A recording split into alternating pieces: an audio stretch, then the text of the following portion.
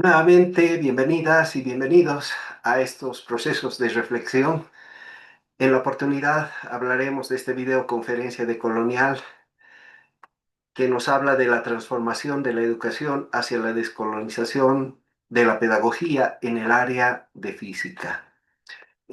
Como propósito principal tenemos promover una reflexión crítica, propositiva, reflexiva sobre la necesidad de descolonizar el aprendizaje y enseñanza de la física en el Estado plurinacional de Bolivia. En ese entendido, pues surge una primera interrogante. ¿Qué problemas enfrentamos? Cuando hago alusión a esto, me refiero desde mi posición como maestro del área de ciencias naturales en física y química como especialidad. Y bajo ese criterio, pues desde una lógica occidental, como dice, la física ha sido considerada como algo abstracto para muchos y totalmente desvinculada de la realidad. He ahí el primer problema. Entonces, si vamos a la categoría epistemológica de la ciencia física, pues nos enfrentamos con autores que no pertenecen a este contexto del Estado plurinacional de Bolivia, tampoco del continente de Sudamérica, quiero decir. Entonces, en la línea de tiempo vamos a tener siempre la repetición de algunos personajes, como podemos ver ahí, de origen griego, es decir, que provienen de Europa. Y no precisamente de toda Europa, sino de una parte central. De ahí que los denominamos eurocéntricos, ¿no? Entonces debemos reflexionar al respecto, porque si bien han hecho muy buenos aportes, también dentro de ellos debemos hablar de que han invisibilizado a todos los conocimientos que no estén dentro de su línea categórica y académica. En ese entendido, los saberes y conocimientos producidos por los pueblos, no solamente de este lado de América, sino de todo el mundo, han sido invisibilizados. ¿No? ¿Por qué? Porque hay la preeminencia de la ciencia física como tal y debido justamente a sus precursores que son de origen europeo, prácticamente eran asimilados como tal, unas verdades absolutas. Y a eso, pues prácticamente Quijano lo denomina la colonialidad del poder y para nosotros también la colonialidad del saber.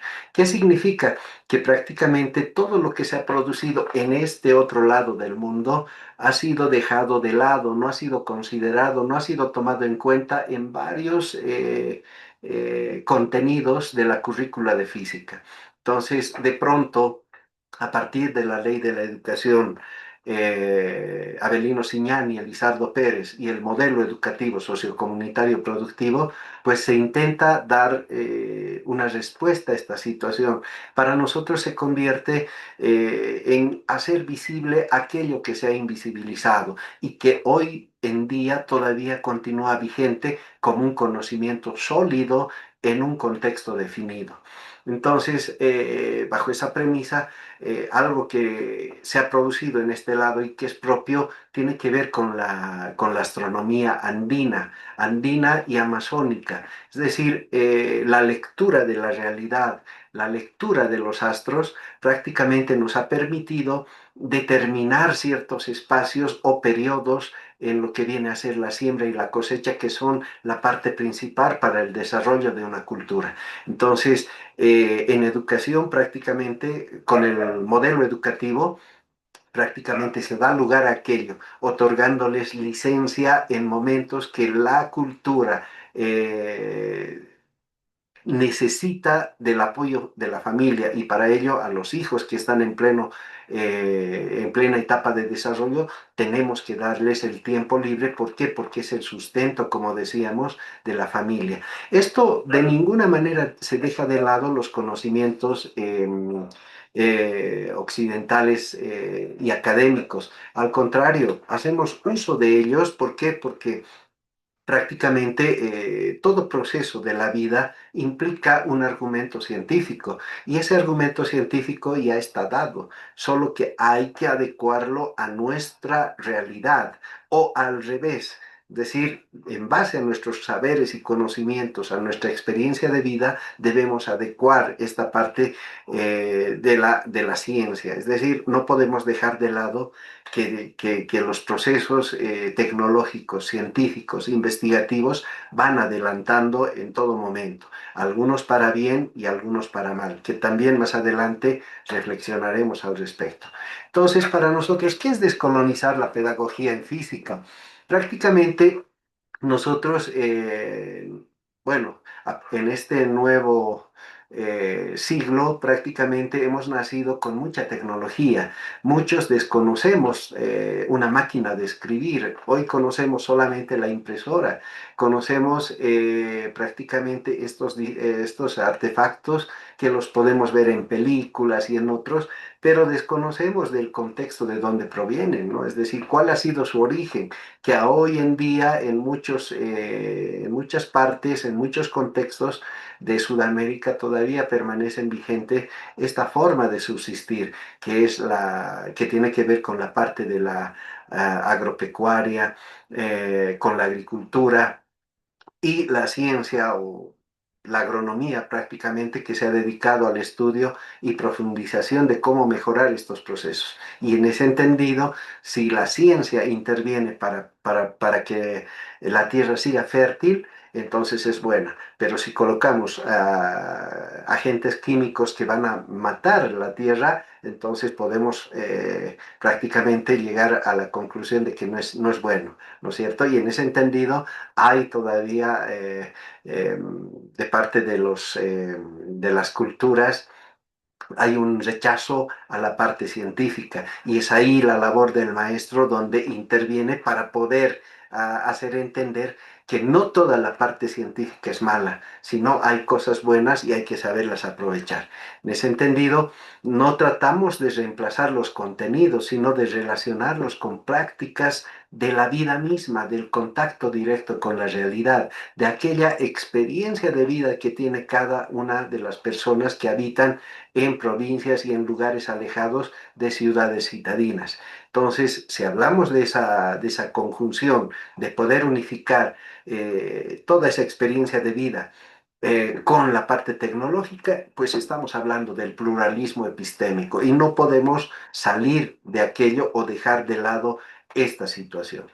¿Qué entendemos por descolonización de la física? Prácticamente los conocimientos eurocéntricos, el avance de la ciencia es bueno para la salud, nos ayuda bastante, eh, nos han traído esos conocimientos de otros lados que los hemos asimilado y nos sirve para justamente preservar aquello que está dentro de los documentos como enfoque, que es la preservación de la vida. Pero esta preservación de la vida prácticamente no necesariamente se haya tenido que dar o se ha dado a través de modernas máquinas, el uso, como ahí podemos ver, del efecto Doppler, por ejemplo, eso no existe en nuestra cultura. Sin embargo, existe aquellos saberes de cómo poder hacer, proceder en los procesos de parto. Ahí podemos apreciar en la imagen una señora que en este contexto la llaman matrona,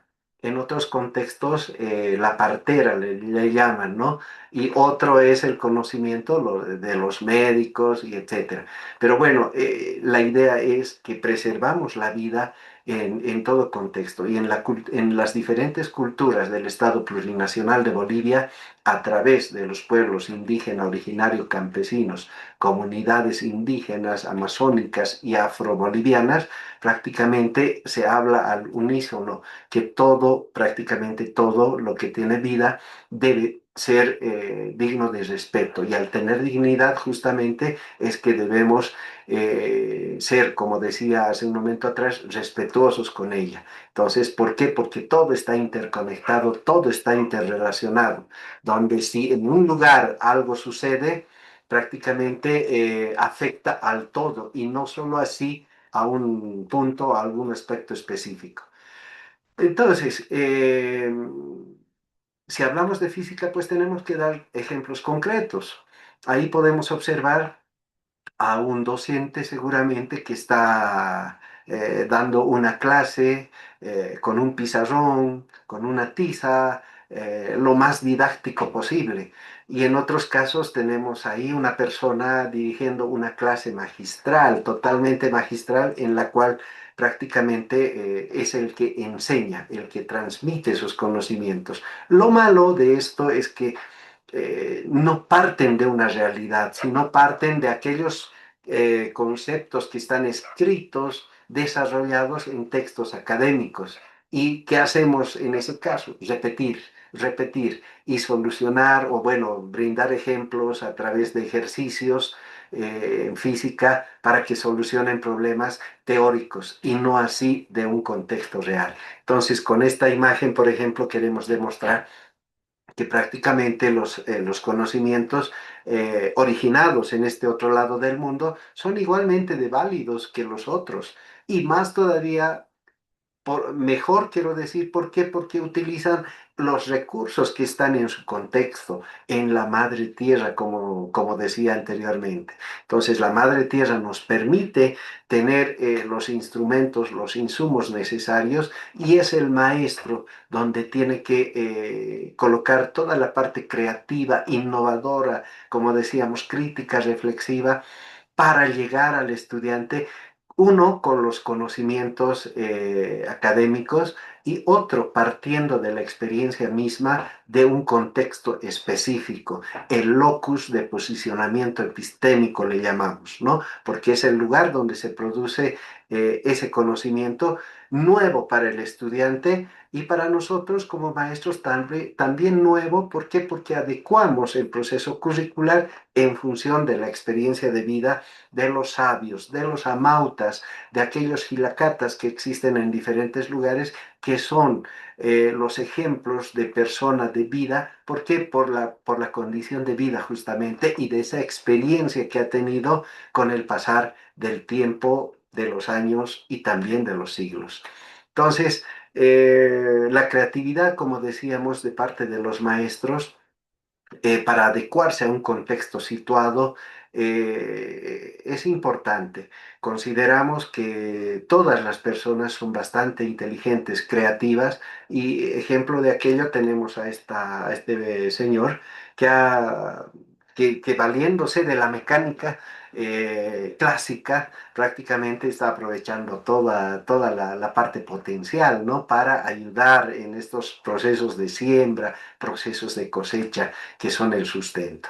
Otro ejemplo concreto es que nosotros mismos somos los propios, nuestro cuerpo, quiero decir, es el primer termómetro, no necesitamos de instrumentos para saber cuándo es caliente, cuándo es lo adecuado y cuándo es frío, en este caso, ¿no es cierto? Entonces, esto es prácticamente el día a día en nuestras madres de familia en especial, porque son los que cuidan a los hijos y prácticamente saben en qué momento está elevando su temperatura o está bajando.